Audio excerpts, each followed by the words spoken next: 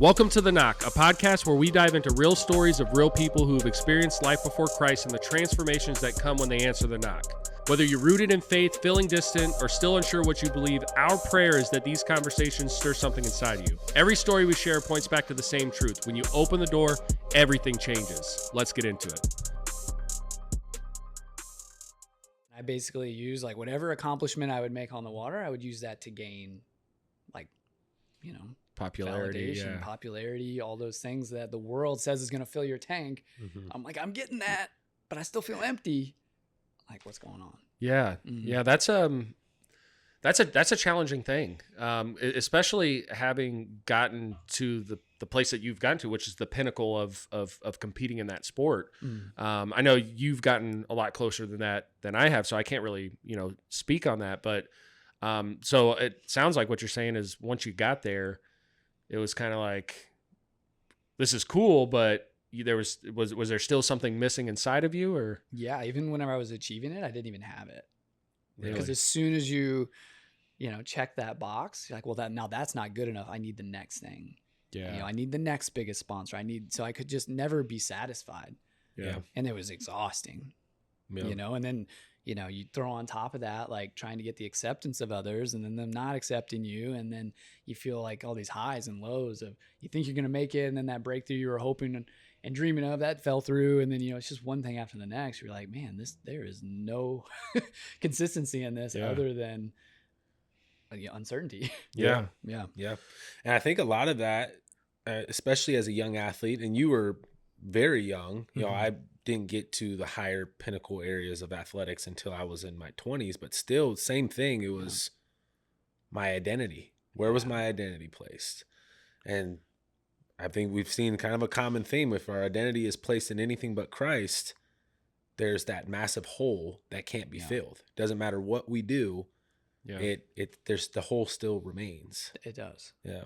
And it led to some like really destructive parts of like what God had intended to be good in my life. It just corrupted it to a point where I couldn't even enjoy the gifts he had given me or the opportunities because I was so focused on myself. Yeah. That when the good things were happening, I couldn't even identify it or even acknowledge it. I couldn't, definitely would try to take the credit for myself. But it led to some like serious contest anxiety where I would show up to an event and just be totally locked up. And I would train flawlessly all the way up to the event, get to the event and ride and fall in ways I had never fallen before in my life. Really? In our sport, it's called kooking it. Yeah. And I would kook it. Like, I would just be like, dude, that wasn't even me on the one. I don't even hardly remember. There's like these out of body experiences. Yeah. I would say like that major turning point, like the first side of that came through. Oddly enough, I was here in St. Louis at Hidden Valley, snowboarding, but it was more Death Valley for me the day that I went off a jump and broke my femur. Oh, wow. So yeah, traumatic injury. Oddly enough, though, like the body like went into shock and I didn't even realize I like broke the bone. I was just kind of like, I don't think that's a muscle sticking out of my legs. This is probably a problem. Ooh. But yeah, they took me to the ski patrol and they tried to take my boot off and they pulled the boot off and the bone like slid up in my leg and then clicked in and then I was like lights out. Yeah. Wow. And like didn't wake up again until I was like at the emergency room. And that was the first time I had ever like asked for a Bible or like was kind of seeking God, on my own without any prompting. Yeah. And so that was definitely a turning point. Like when I came out of that, I was like, oh man, like instinctively, like when I was really in trouble and I really needed God, the first thing I wanted was the Bible. Interesting. Yeah. Yeah. That's that's a really good thing, right? Because I think a lot of the times when we hit these trials and tribulations, like we can often seek bad things, right? So that is pretty interesting that, and I think it's cool to illustrate the mustard seeds that were basically planted, right? Like starting with your family, right? Like, although it wasn't like a every Sunday kind of thing, but it introduced you to like, hey, like this is kind of what we believe. Yeah. Then you go to the Lutheran school. And so you had little seeds planted along the way that when you came to that trial, it was like, all right, God, like that's the answer. In that moment, that was Yeah. what my soul was craving. Yeah. Although it wasn't very long after that where I made a decision and an action in a relationship that led to a bad pattern. So it was like kind of like how like the enemy comes to kill, steal, and destroy, John 10:10. Like I made this profession of faith, like, man, I think I need God in my life. And then like a few weeks later, I'm like making this terrible decision that put me on a total different path that took me further away from God. Yeah. And it took me a while to get back to that full revelation that I needed God fully. Yeah. If you don't mind, like, would you care to go into what that decision was? Yeah, it was just in the area of sexual immorality. Yeah. Yeah. And that was just a really terrible time in my life where I thought that's what I needed Yeah. to feel fulfilled in relationships, kind of coming back to that identity and what everyone says is the right thing to do and what makes you cool was actually what was destroying me. Yeah, dude, 100%. I've talked about it a bunch on here that I met my wife at 19 and we were very far away from God, and luckily God inserted himself in our marriage, but all of the baggage that came from all of that sexual immorality, like it's not fun. No. It's and the world will tell you it's good, it feels good, it's what you want, and it is especially for a young man, it's the biggest lie. Yeah. It is. Like, I mean, we've talked about it before, but there's nothing you can do to fully gratify the flesh. So you can have if you're a young man, you can have as many girls, as many, whatever substances. Sure. It's never fully gratified. There's always you're always going to have to go back for more and more and more and more. Yeah. And that's that path of destruction. Yeah, it does. I mean, I've been down that path too. And I would, if young men are watching this, it's like, yes, it sounds appealing. It sounds cool. The world makes it sound cool, like music, industry, all of that stuff. But you go down that path, you'll learn pretty quickly. Sin is fun for a season, but after a while it leads to destruction. Definitely. Yep. And that was probably led into my next biggest turning point is that I got to a point when I was about 2021 where I knew if I continued on the path that I was on, there's gonna be major consequences. Yeah. Like life-altering consequences in the relationship that I was in, and I had to end that relationship, commit to like just going fully celibate until I found the woman I was gonna marry, which is my wife Sydney now. And there was still a lot of rebuilding there. I had so many bad habits that I had created early on that it just took a lot of time for God to kind of break off and set me free from. Yeah. And it's still a constant struggle. Once you surrender that sinful flesh, it always wants to kind of come back, and you find, things come out of the blue. You're like, I didn't even know that area of lust even existed anymore. And I gotta keep that in check. Like, not happening. Looking back on my past and realizing like, man, if I wouldn't have made those life transformation decisions, like everything that I'm living in now and praising God for now would have never been possible. Yeah. I would have continued to live in broken relationships from one thing to the next, never satisfied, and seeking approval in the wrong places. And it just led to constant destruction. Yeah. And not to say like I haven't had to go and continually work on myself and become a better person for marriage, because like my wife's kind of been married to 5 different men and they all been me. Like I'm constantly still refining and becoming a better man that she needs me to be. And that doesn't happen overnight, but when we allow ourselves to be constantly worked on, the Holy Spirit is always guiding and refining. From the outside perspective, I had everything that the world would say that you need to have. Like, I have a beautiful wife, I have happy, healthy children, we live in a relatively nice house, drive nice cars, I have a career, my wife has a career. From the outside, you would just think he's got everything going on. Yeah. But inside, I just felt like something is missing. Like, I just feel lost. Like, why would I get angry when I get angry? Why do I get angry? You know what I mean? Yeah. And it was just one of those things where I was just like, okay, like, I know the answer. Everybody I'm around, Justin, Matt, all of these guys, they're like, yeah, we know the answer too, man. Like, open your Bible, start reading, go to church, get around people that you look up to when it comes to faith, and just piggyback off of them. And man, it's been fun. It's been a lot of fun. But yeah, I just felt like inside of me something was missing. Like I could just feel that, like, it's not right. Like, something's not right inside of me. Yeah. So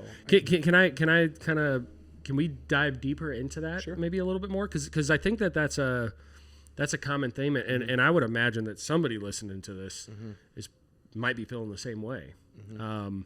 So when you say that something was missing, like can you maybe pinpoint, was it like fulfillment, or maybe the things that were fulfilling before, like once you got them, it was like, oh, well, that didn't really do it. Like what was it? That was probably, yeah, that's a good way to put it. It was like, you know, no matter what the bank account said, or no matter, you know, what everybody around you said, like X, Y, and Z, like, oh, you're such a great guy, this and that. I just felt like it was a mask. Like, I just felt like I don't know how to explain it. Like, I'm really, really bad with thinking what goes on in my brain and getting it out in word. I tell my wife all the time when we're having, you know, some pretty intense conversations, I'm like, hey, can you, like, I know this is going to be hard for you, but just be quiet, please, for like 3 minutes. Let me word vomit all over you, and maybe you're going to understand where I'm coming from. But yeah, man, it's I think you said it right. It's hard, man. Yeah. It's hard to like put it into words, like what I was actually feeling. Yeah. Like it's just Matt said it really good when he bought me my study Bible. He said, just buckle up, because the enemy knows like you're about to leave him behind. Because there were things that, you know, you would say that I was attached to when it comes to the world. And then I just thought in the back of my mind, oh, it's okay. You know, I do a lot of good things to counterbalance that. Yeah. And one thing that I told Matt, and it really, really resonated with me, and it stuck with me. I was like, Matt, you know, I just want, when this is all said and done in my day of judgment, you know, I just want him to look at me and said, you did well. He's like, Travis, that's not enough. Like, that's not enough. And that hit me. And I'm like, what's he mean by that? So then once I start diving into scripture and I truly understood, I still don't truly understand it, but once I start to understand more of like what God did for us, coming down in the flesh and sacrificing himself for all of us, like it like it'll hit me hard sometimes. It's like it gets emotional. You start to think about it and you're like, holy cow. Yeah, it's overwhelming. Yeah, sometimes. it is. So I don't even know if I answered your question. Like yeah, I said, I word vomit. No, so, I think that makes sense. Yeah, I think part of your story what's really cool is the men that you surround yourself with and how important that is for where you're at now. It's like you got guys like Matt, you got guys like Justin, and even before you took the next step and opened up that study Bible, it's like they were there as brothers, and then they were there encouraging you. And you know, I obviously it was the Holy Spirit that led you to open that Bible and to start reading the Word, but it kind of goes to show how important it is to just have good, solid men in your corner, just good, solid people in general. Yeah, fellowship is so important. Yeah, it's so important. Yeah, absolutely. So yeah, that's I always like to say, especially because like we're guys, and you know, see a lot in the gym, and a lot of the guys that we know are maybe categorize them as gym guys.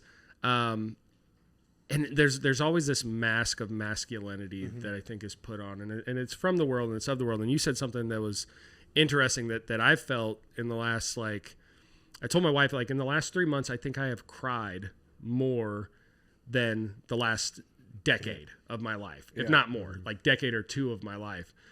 And I think that's an important thing, because a lot of guys will look at that and be like, oh, like this guy's crying, like that's weak. You're if anybody, all of my close friends know me, like I'm super emotional. Yeah, like I've told myself coming into this podcast, I'm like, all right, dude, hold it together today. Like, try not to let that out. But yeah, man, like we'll be in church sometimes, and I'll be standing there with my wife and my oldest daughter, and just worship music. Yeah, it'll hit me, and I'll just start to tear up, and I'm like, holy cow. I'm like, this is unreal. I'm like looking around, making sure nobody's looking. I'm blinking a lot, looking up. I'm like, all right, come on, man, get it together. But it's so powerful. Like when you understand what true love is, like Yeah. No matter what bad things you've ever done in your life, like he never turns away from you. Me personally, like I always want to be in control. Like what can I do to control this situation? And it's like the best thing you can do sometimes is just give it all to him. Mm-hmm. Yeah. Let him control it. Let him guide it. Yeah. That is. It's hard though. It's hard, especially in certain situations where you don't want to relinquish that control. Like you want to stay like at the helm. Yeah. But it's like you're not. Like at no point of your life were you ever in control. Yeah. I think that's the thing that I love the most about our God, right? Is that we're allowed to do that. We're like allowed to just go, I don't want to do this with you. I don't want to talk to you. I don't want to be your friend. I don't want to have a relationship with you. And then just like patiently waiting for you to come back. No forcefulness, no none of that stuff, right? Yeah. And so for me, like growing up, both of my uncles were pastors. So I spent a lot of times on Sunday listening to the service, but that was actually maybe not always a good thing because I knew them outside of there. And so some of the things they were saying up there, I'm like, you guys you're not really quite doing that at home, you know? And so there were some elements of it. And so then there started to be some resistance that started developing, and then kind of like okay, so we're just kind of making this stuff up. Then we just say what will sound good, you know, like the t-shirt thing, right? You know, but not necessarily embodying it. And so I just kind of left. I kind of left that whole world. I had a really tough childhood. I grew up in, both of my parents were addicts. And so it was just like, we were shuffled all over the place. And so there became a lot of reason to just not trust, you know what I mean? Like there wasn't a whole lot of modeling of a behavior. Yeah. But then I go in and I'm really into this idea of like pursuing being a physician and what is that going to look like? And I think probably one of the first ways that God was working on me that I didn't realize in the moment was when he veered me towards chiropractic over going the medical world. Cause I mean, I was full send on, I'm going to be a pediatrician. Like this is going to happen. I'm like that nerdy kid in school. Like my favorite thing still is learning. And one of my friends says, hey, you got to come listen to my stepdad talk about chiropractic. I'm like, oh my gosh, I don't want to listen to that at all. But she was my friend, so I went, now I'm a chiropractor because of it. And he was talking about, how he helped a baby without medications. And I'm like, wow, that's kind of crazy. And being that I was raised by addicts, I had this kind of like issue with especially like prescription meds, you know what I mean? Because that became a big challenge in our world. And ultimately, I head off to chiropractic school and I get into the next, stage of things. And then my sister and her suffering and we get the endo really helped out. And I'm holding my nephew going like, oh my gosh, by helping my sister, I get to help little babies. This is so freaking cool. And then I start going like, wait, was this all kind of like orchestrated? Like, how did all this happen? Like what, you know what I mean? Yeah. How did this all happen? Because I'm extremely type A at times and I like to see the plan, you guys like ever want to do that? You're like, okay, so I want to go from here to here, so I'm going to take this road. And you might say, Jesus, take the wheel, but you're like, no, it's quicker, let's go this way, like, and that's really where I was at. So I start kind of contemplating those things, and then I become pregnant and I'm like, really, what is my viewpoint? How do I feel about all of these things? So I just start leaning in, start kind of quietly having the conversation myself. Yeah. And that's shortly thereafter, I think you guys heard from my husband. That's when I said, I didn't invite him to go. I literally said, I'm going. Do you want to go? And he's like, what? We've never done this. We don't go to church. You know what I mean? Like, it's not what we do. And yeah, he wasn't exactly the friendliest about it. He's like, well, if they try to make me be some kind of way or whatever. And I'm like, what? Like, because here I am experiencing something inside of myself that I didn't know was even there. Yeah. And then we show up at church and I mean, honestly, I don't even know what happened to him after that. It's like the man who walked in was not the man who walked out. Yeah. You know what I mean? And I would say that me pre that, and I still can be like this at times. So I want to be very clear about that because that person still exists in there. And I think that maybe sometimes we talk about like, oh yeah, like after I found God, like none of that exists anymore. And it's like, no. We still have our kind of temptations that we go back to. And mine is 100% control. Yeah. It's like 100% control. I actually remember reading, I was going through, like the 1 year Bible. And I was sharing this with a patient. I'm like, man, I'm getting so mad at these dang Israelites. I'm like, why do you keep doing this? You know, like the Lord shows up for you and then you go away again. And then you're like, please give us something, you know what I mean? I'm like, what is wrong with these people? And then at that moment, I feel like I got the download from the Holy Spirit that's like, that's you in control. Yeah. That's you in control. You may not be complaining about the manna, but you got other things you're complaining about. Yeah. You have plenty that you have, you know what I mean? And so that was it though. I was stuck in this like, I must hyper-vigilant. I have to find the way out of this. And if you ever look at a person who's grown up in trauma, that's very often their response. Yep. They're going to come out like, no, this is not going to happen to me. Right. And so you just become this, like, I'm going to control every factor, every facet of my life. And then I realized I didn't control any of that, which brought me to my calling. Yeah.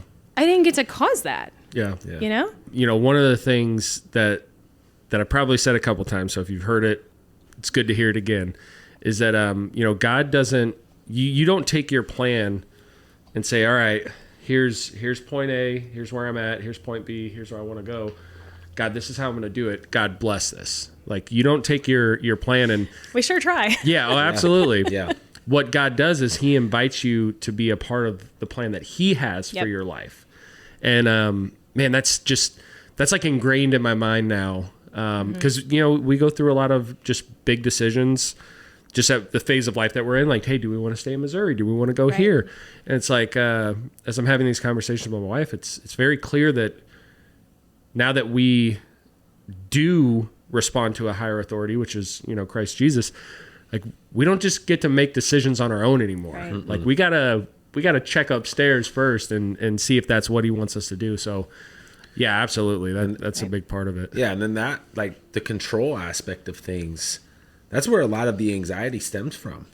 It's like when you want to have control over things that you can't control, which is most of our life. Like, we don't, all of our life. All of our life. There's not a lot we can control.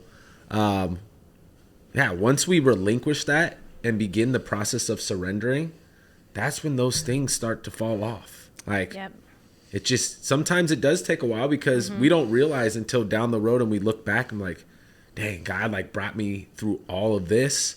And really a lot of it was just like, hey man, like, for me at least, it was like, hey man, like, stop trying to control that. Like, that's not for you. Like, just lay that at my feet. I'll take care of it.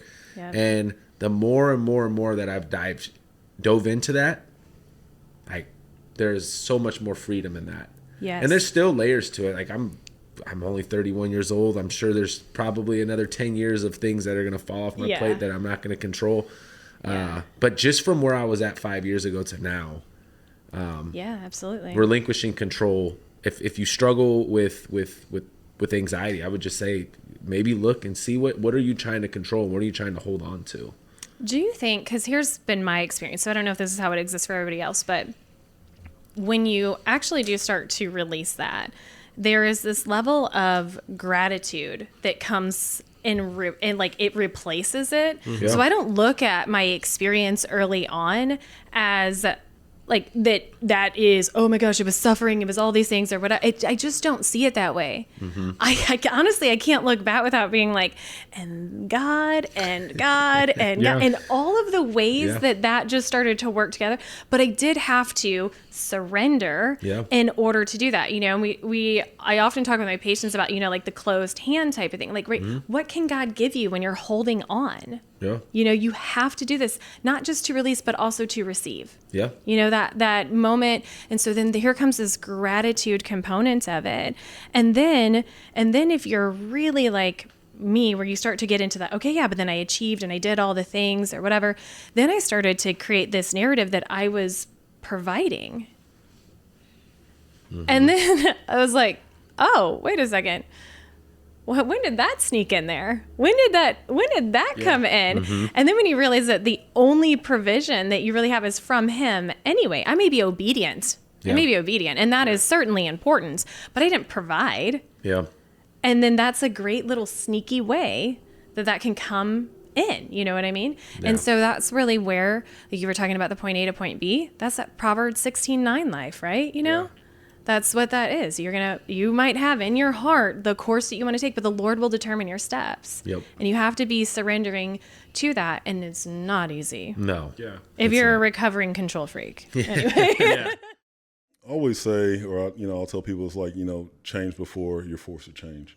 And it was 2020. I'd been in a shootout with a guy with the AK-47 in June of 2020, and then September was in a situation where I was in a parking lot, got caught up in the middle of a gang shootout. They didn't know we were police or anything like that. Wow. And, bullets hit our car and everything. And it really started to make me think, now I have wife and kids, and I've been in multiple back when I was on another task force. But,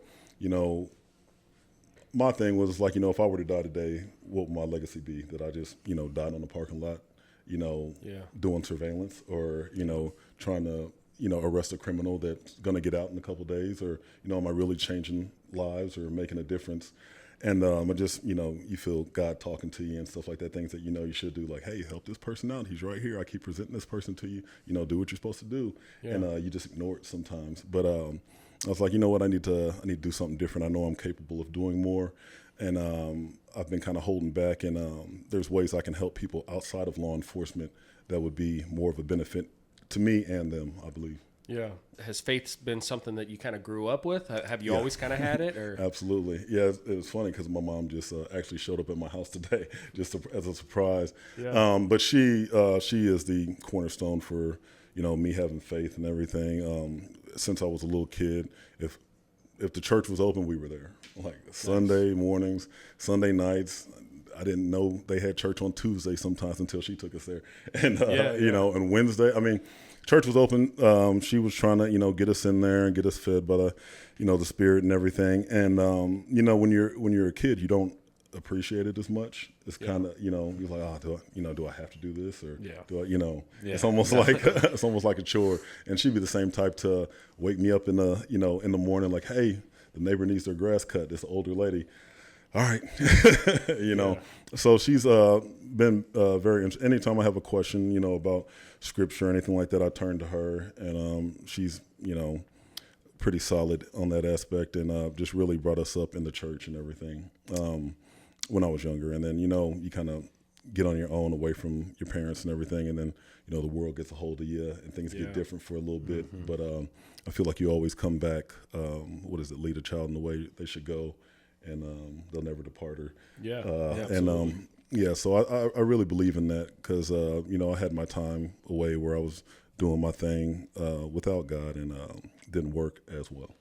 Yeah, I think you mentioned legacy. Yeah. I think a lot of what the world wants you to think as your legacy is how much money can you make, what kind of status can you have, stuff like that. And I think what you're doing with your foundation and stuff like that, like that's going to leave. You're like showing a lot of love to other people. Yep. And I think that it's super cool that you have the opportunity to show people that, and then also show them what the faith kind of looks like. Yep. Even from afar, just planting the seed. Yes, sir. Yeah.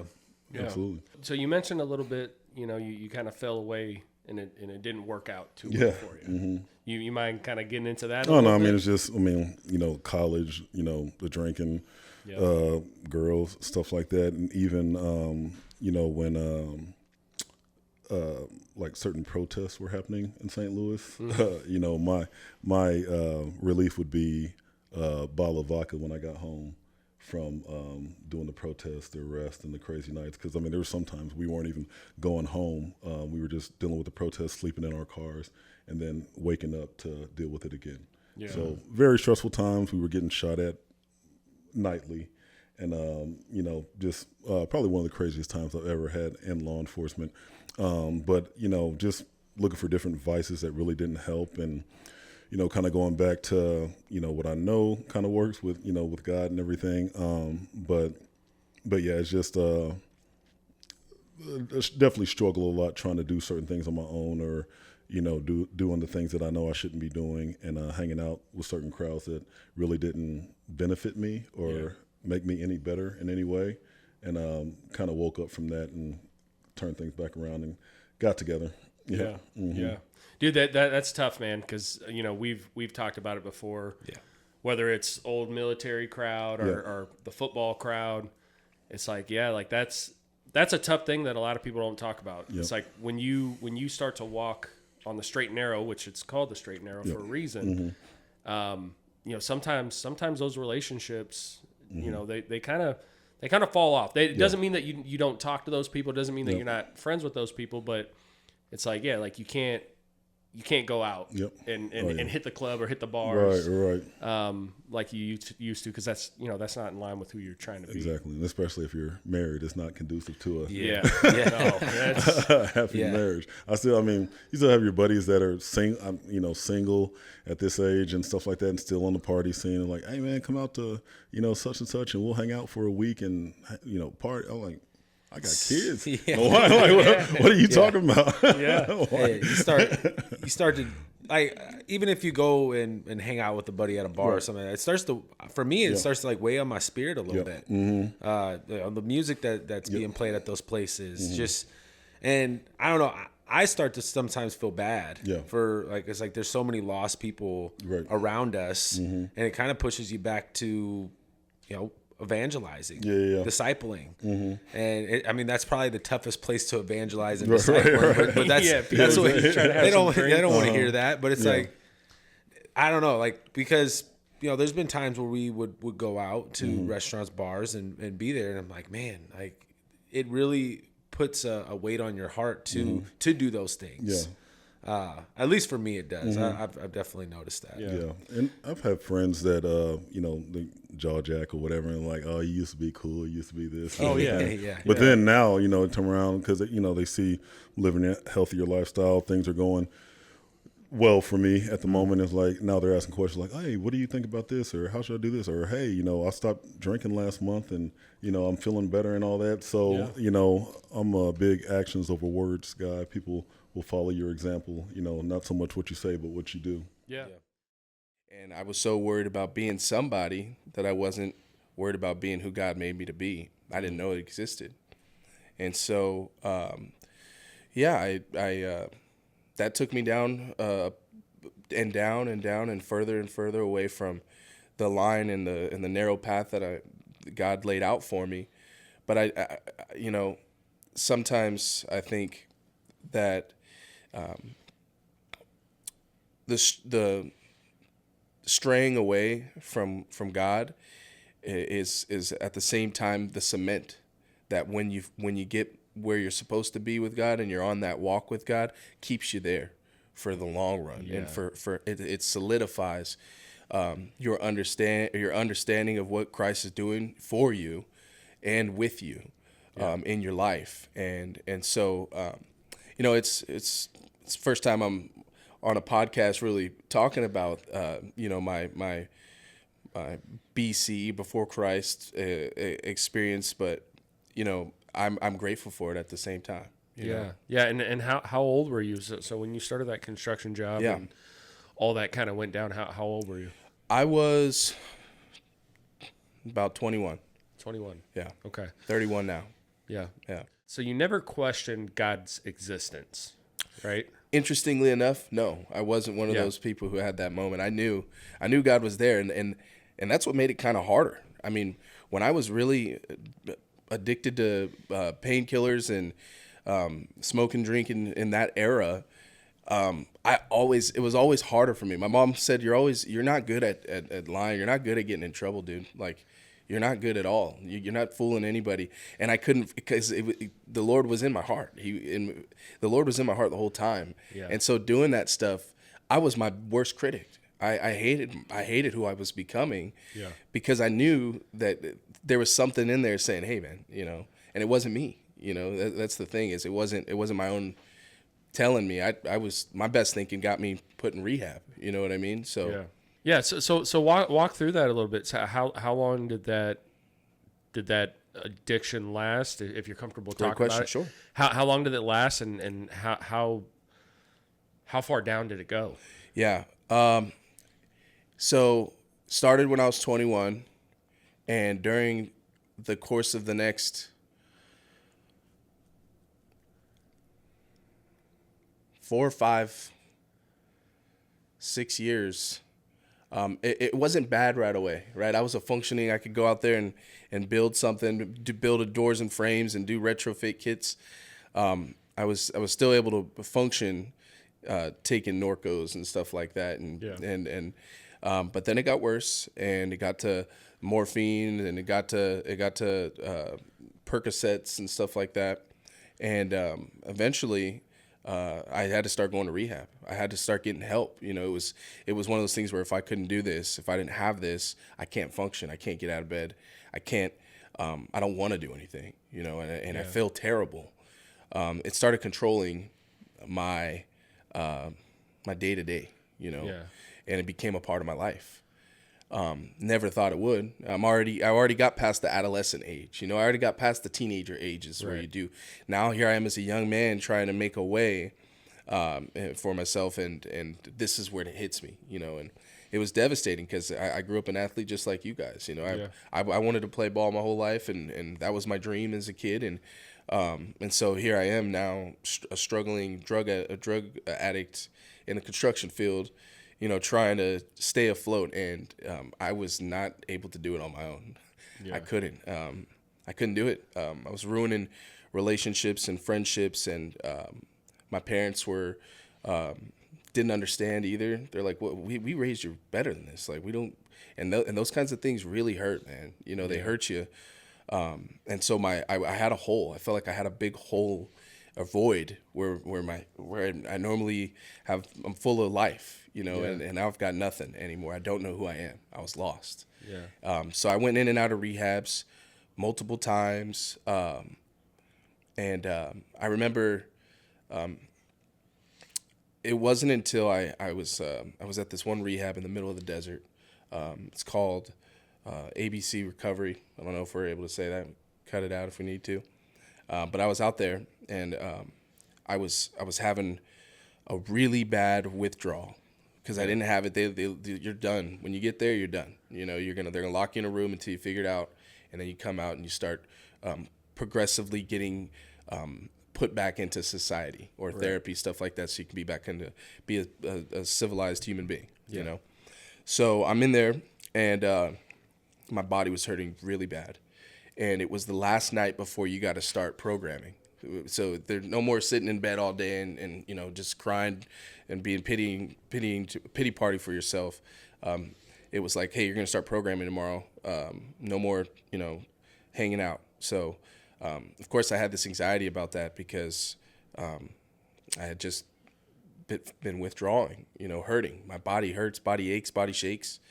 Well, I prayed and I prayed and I asked God. I said, God, if you heal me right now, I'll never not like believe. I'll never doubt you again. And I'll do something with my life. You know, I'll be the person that you made me to be. Just please heal me, please. You know, it was just your prayer of despair, you know, when you're in a bad place. And sure enough, one of my this is an unshakable faith moment for me, but I was healed, and it didn't require medication. And when you're in that kind of position, those folks out there who understand and what it's like to experience this, you're so medically dependent that it's hindering, you know, to a normal life. Well, that happened, and my body was in extreme pain, and I just wanted to go to sleep. It was about 1 a.m, and I felt a touch on my back, and my whole body was healed. I had no pain at all, and I remember I went to sleep almost instantly, and I knew that it was God. I knew it was God because it was impossible for that to actually happen. Right. And I got rest, and I started the rest of my time in that rehab, particularly in Alcoholics Anonymous and stuff like that. They tell you, you know, believe in a higher power, but you know, it doesn't have to be Jesus. Yeah. But mine's Jesus, and when I'm in this recovery house, I'm gonna share the gospel. I'm gonna start writing Proverbs down by hand to make sure that I know what the Proverbs are saying, or that I at least read each and every one for this moment in my life. I'm going to go through this. I'm going to share the gospel. And I did. In rehab, I was having Bible studies, and people need the Lord, but they also, a lot of them don't know that they want the Lord. They want a relationship with God. People don't even know what that is, so they don't know how it's good for them, you know? And that was me for a long time. But after that, then it became more clear of when my failures were happening, and I was able to see, God put a light onto my path that I could see, this needs to go now. Hey, move this out. You know, before it was just go, you know, what do you call it? Quick draw, you know? But now I knew, hey, if in order to do what you're supposed to do as a man that I created you to be, you got to move things out, and you got to do surgery on your own heart. It's going to take some surgery, and then some removing and cutting and snipping and healing, you know. But I'm grateful for that, because as I said, those dark moments, those tough moments cemented my relationship with God forever, you know. Thanks for tuning into The Knock. If this story moved you or made you think, don't keep it to yourself. Share it with someone who needs hope. Follow us on social media at The Knock Podcast for more content. And remember, God is always knocking. The question is, will you answer?